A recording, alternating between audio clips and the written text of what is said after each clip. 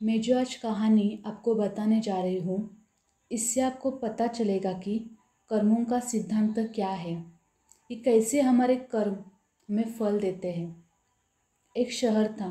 उस शहर में गोपीनाथ नाम के एक आदमी रहते थे। गोपीनाथ बहुत अमीर आदमी थे। उनका बहुत बड़ा कारोबार था, पर उनके परिवार में कोई नहीं था। एक अपघात में उनकी पत्नी, बेटे, दो बेटियां और एक बहन की मृत्यु हो गई थी। गोपीनाथ जी एक वृद्धाश्रम चलाते थे। वो वृद्धाश्रम को ही अपना परिवार मानते थे और पिछले 20 साल से उन्होंने वृद्धाश्रम का कामकाज अपने हाथ में लिया था। पर अब वो तबीयत के चलते बहुत थक चुके थे। इसीलिए गोपीनाथ जी एक ऐसे आदमी की तलाश में थे जो वृद्धाश्रम का सब कामकाज देखे। उन्हें एक ईमानदार आदमी की तलाश थी। उन्होंने एक दो लड़कों को काम पर रखा था, पर वो दो लड़के बहुत खराब नीयत के थे। इसलिए गोपीनाथ जी एक ईमानदार आदमी की तलाश में थे। जब उन्होंने ये बात अपने दोस्त को कही, तब गोपीनाथ के दोस्त ने कहा कि मेरे घर के बगल में दो लड़के हैं, उनका नाम राजेश और सोहम है। मैं उन दोनों को कल आपके घर भेज दूंगा। आप उन दोनों का इंटरव्यू लीजिए और जो आपको सही लगे उसको आप रख लेना। तब गोपीनाथ जी को लगा कि सिर्फ इंटरव्यू लेकर बात नहीं बनेगी, मुझे कुछ और सोचना होगा। कुछ मन ही मन में सोचकर गोपीनाथ जी ने अपने दोस्त को कहा, तुम उन दोनों को कहना कि आपको ठीक 9 बजे आना है, और ये भी कहना जो वक्त पर आएगा उसे ज़्यादा फ़ायदा होगा, क्योंकि मालिक वक्त के पक्के हैं, ऐसा कहना। जैसा गोपीनाथ जी ने कहा, उसके दोस्त ने जाकर वैसा ही राजेश और सोहम को कहा।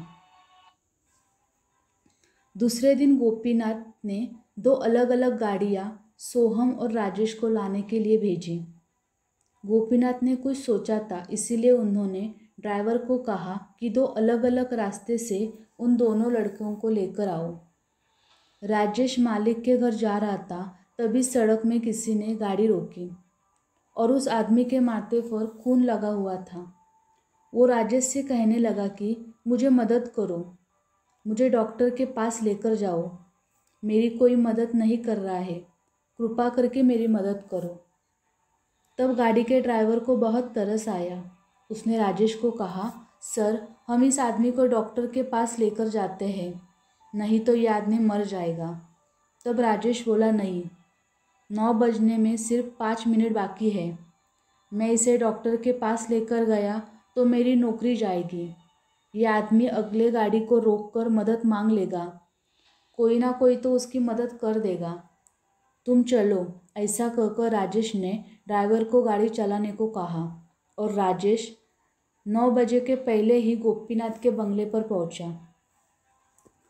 और जब सोहम दूसरे रास्ते के बंगले की ओर जा रहा था, तब रास्ते में एक आदमी ने गाड़ी रोकी। उस आदमी के माथे पर खून बह रहा था। जैसे ही उस आदमी ने गाड़ी रोकी, उस आदमी को कुछ कहने की ज़रूरत ही नहीं पड़ी। वो कुछ बोलता उससे पहले ही सोहम बोला, अंकल, गाड़ी में बैठिए, मैं आपको डॉक्टर के पास लेकर जाता हूँ, आपको मदद की ज़रूरत है। तब गाड़ी के ड्राइवर ने कहा, सर जी, 9 बजने में सिर्फ 5 मिनट बाकी है। अगर आपने इसकी मदद की तो आप बंगले पर नहीं पहुँच पाएंगे और आपकी नौकरी भी चली जाएगी। तब सोहम बोला, मेरे लिए कोई नौकरी किसी की जान से बड़ी नहीं है, तुम चलो डॉक्टर के पास। राजेश बंगले में मालक की राह देखता बैठा था और मन ही मन में बोला, अब मुझे नौकरी मिलेगी, क्योंकि सोहम तो आया ही नहीं है। राजेश मन ही मन में बहुत खुश हो रहा था। करीब 1 घंटे के बाद वहाँ सोहम की गाड़ी आई। तभी वहाँ गोपीनाथ जी भी आए और उन दोनों को एक साथ खड़ा किया और बोले, इंटरव्यू तो हो चुका है सोहम, मैं तुमसे बहुत प्रभावित हूँ और मैंने तुम्हें काम पर रखा है। तब राजेश को लगा, आपने तो इंटरव्यू लिया ही नहीं, क्या बात देर से आने की तय हुई थी? आपने तो कहा था कि जो जल्द आएगा, समय पर आएगा, मैं उससे प्रभावित हो जाऊंगा। पर सोहम तो बहुत देर से आया है। तब गोपीनाथ जी ने कहा, मुझे ईमानदार आदमी की ज़रूरत थी जो वृद्धाश्रम का कारोबार संभाल सके। अगर मैं तुम दोनों को कुछ सवाल पूछता तो तुम उस सवालों के अच्छे अच्छे जवाब देते, और मुझे इससे तुम्हारे स्वभाव के बारे में कुछ पता नहीं चलता। इसीलिए मैंने तय किया कि मैं तुम दोनों की परीक्षा लूँगा। वो जो दो रास्ते पर जख्मी आदमी थे वो मेरे ही आदमी थे। मैं देखना चाहता था कि तुम दोनों में से कौन है जो दूसरों को तड़पता हुआ नहीं देख सकता, और कौन है जो मरते हुए को मदद करता है। अगर तुम दोनों भी मदद करते तो मैं तुम दोनों को भी काम पर रख लेता। मैं सोहम से इसीलिए प्रभावित हुआ क्योंकि उसने नौकरी से ज़्यादा किसी की जान की परवाह की, और मुझे भी ऐसे ही आदमी की तलाश है क्योंकि वृद्धाश्रम में भी किसी को कभी भी मदद की ज़रूरत पड़ेगी। ऐसा कहकर उसने सोहम को काम पर रख दिया।